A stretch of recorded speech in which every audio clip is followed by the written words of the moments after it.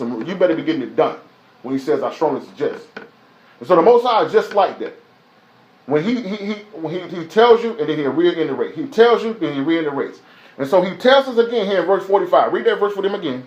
Moreover, all these curses shall come upon thee, and shall pursue thee, and overtake thee, till thou be destroyed, because thou hearkenest not unto the voice of the Lord thy God, to keep his commandments and his statutes, which he commanded thee. See, so he said right here, so if we don't do this, it's not going to go well for you. Verse 46. And they shall be upon thee for a sign and for a wonder, and upon thy seed forever. Listen to that. You ever notice how the nations, the other nations look at us and like, man, the black people are doing bad, man. Like, they always struggling, man. It's poor, man. It's bad. Because, remember, when I took you back in Deuteronomy 30, verse 19, when I told you that he said, I bring heaven and earth to set a record here. That if you don't do this, I'm putting it out here right now. So if you don't do this, this is going to happen to you. And now, as a result of it, he has to show the heavens and the earth what is the result of us not keeping the law, statutes, and commandments. You're going to be a sign forever. Descendants, all our people, he sees it. All the things that we're going through, all of us being able to be killed in the streets, no repercussions. For it to be known that the CIA put drugs in our community, no repercussions. For them to kill Martin Luther King in 1968, and then in the 1980s, to pay Coretta Scott King reparations for killing them, and then give him a holiday. All at the same time.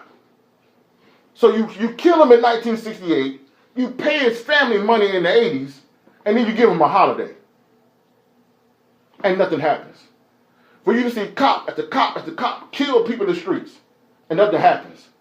For you can have a person who just smoke crack, he go to jail for 15 years, but you take a person who do cocaine, which is normally a Gentile, and you send them to rehab. For our children to be destroyed over and over and over again, and nothing happens. It is a sign for the people forever. Forever. Verse 47. Because thou servest not the Lord thy God with joyfulness and with gladness of heart for the abundance of things.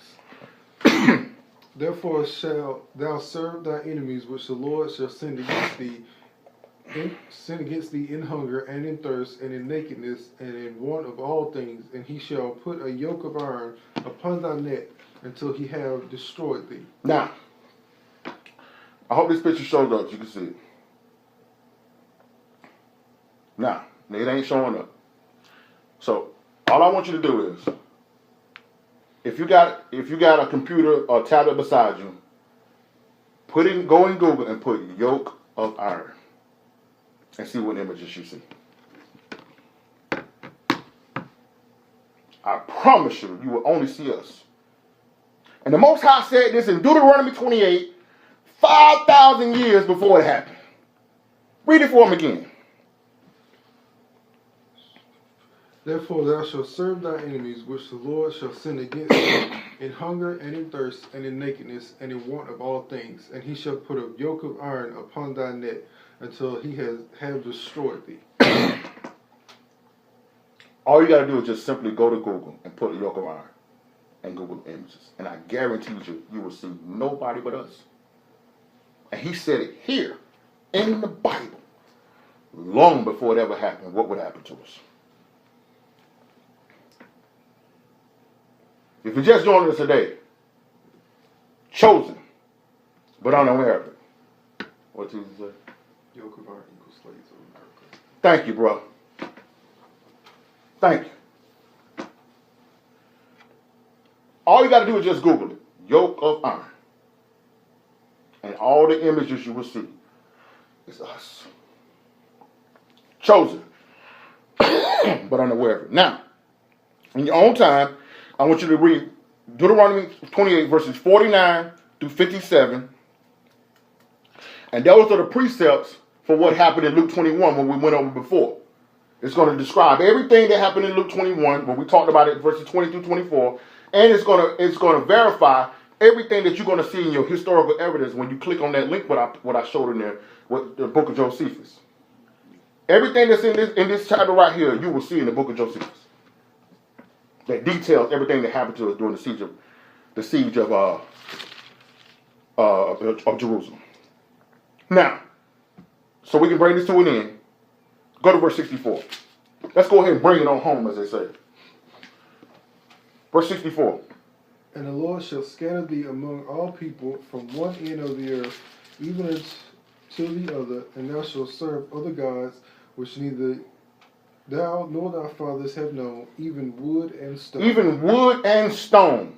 What of our people right now, the majority of our people, what religion are they in? Christianity. Wood, the cross.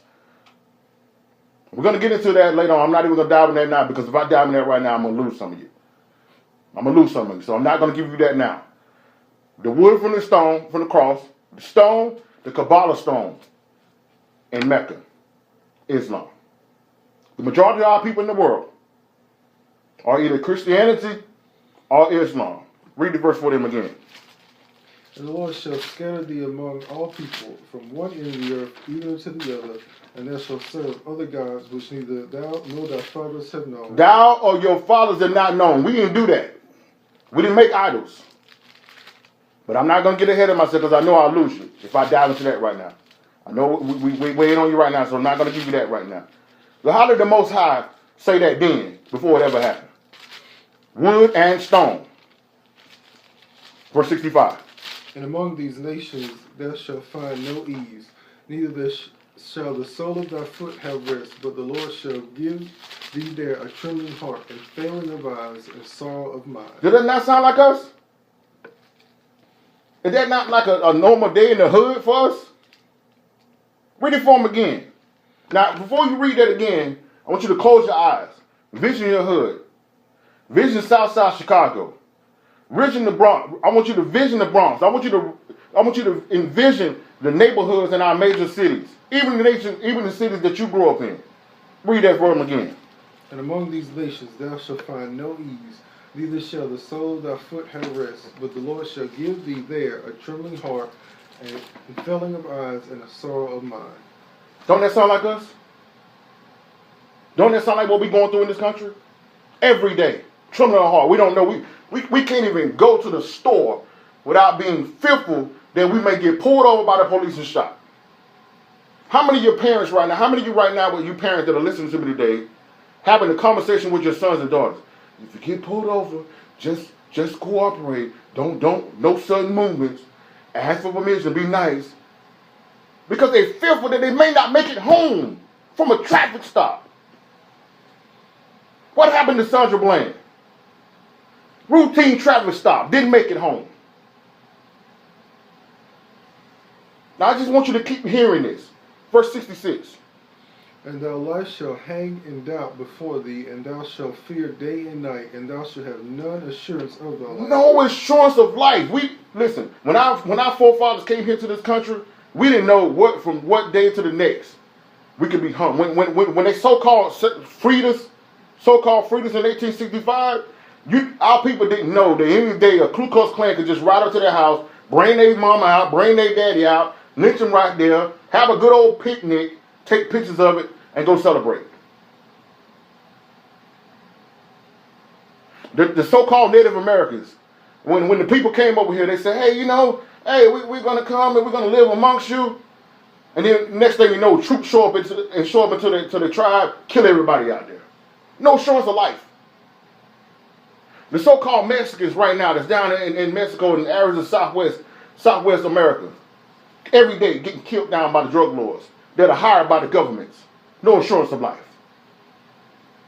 No assurance of life. Any day you could just walk out and you could be took out.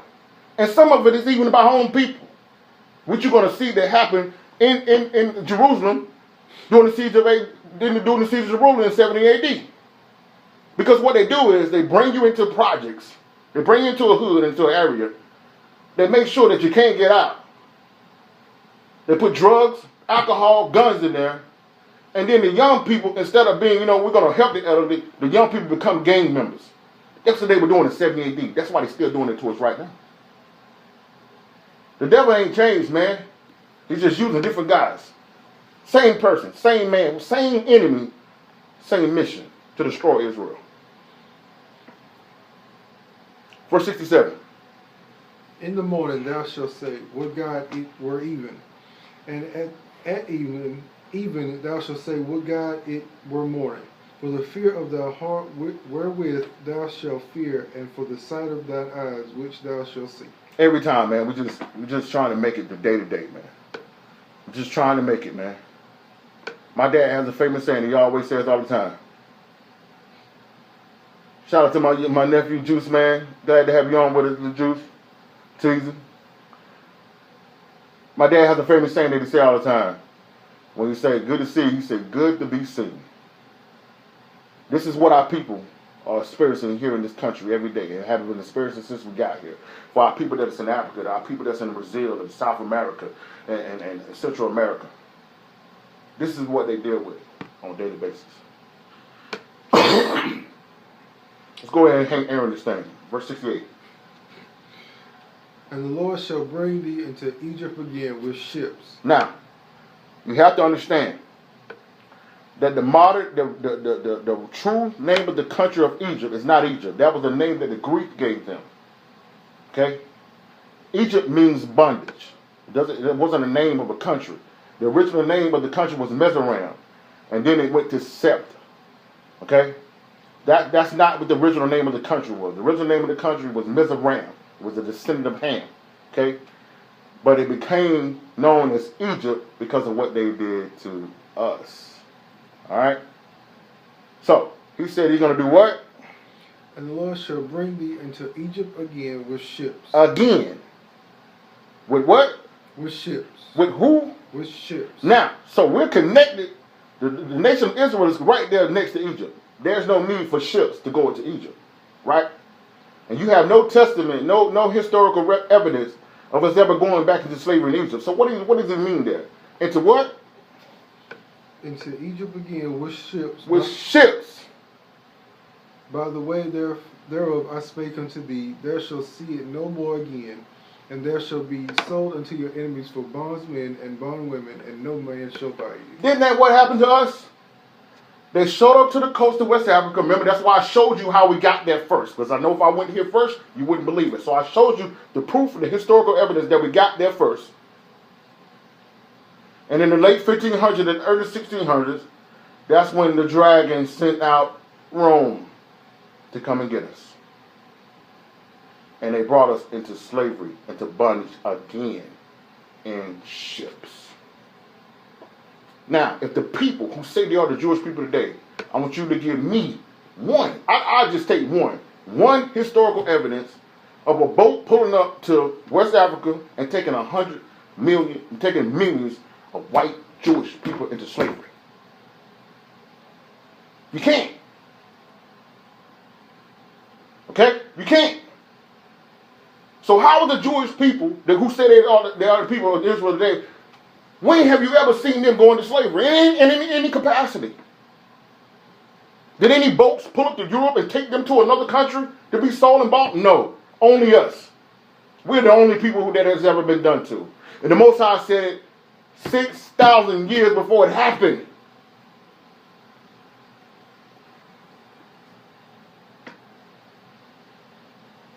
Chosen, but unaware of it. Read that for him again. Last part of that verse again. Thou shalt see it no more again, and there ye shall be sold unto your enemies for bondsmen and bondwomen, and no man shall buy you. No man shall buy you. That word buy there means redeem. Redeem. Redeem. We were sold as male and female servants. And then nobody get us out. And if you want to believe it right now, we're still slavery right now. The brethren right now is still down there in Mexico right now, enslaved right now in tomato farms for Walmart and the Publix. Right now. Still slaves.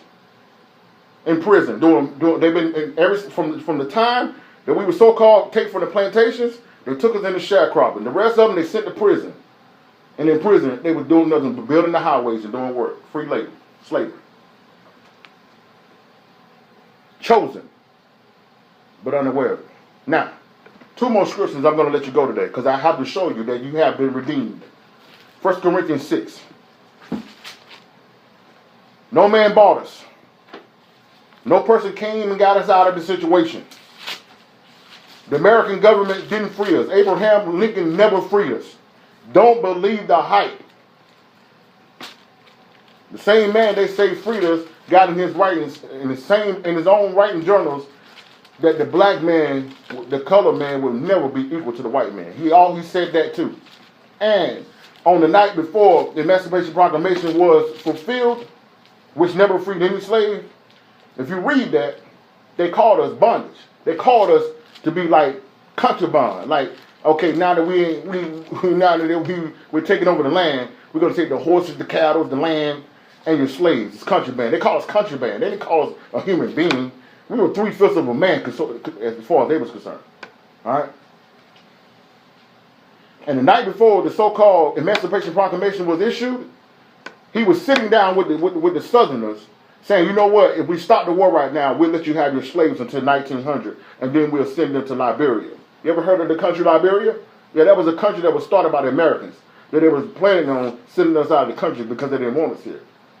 But the dragon wasn't having that because he wasn't through with us yet. 1 Corinthians 6, verse 20. Read that for him. Verse 20. 1 Corinthians 6, verse 20. For ye are bought with a price. Bought with a price. Therefore glorify God in your body and in your spirit, which are God's. Christ bought you on the cross. When he shed his blood for you, you were bought back to the Most High. And we're going to talk about that later on and as the weeks to come in Awakening. That it was all about the nation of Israel's sins being forgiven and being brought back to the Most High.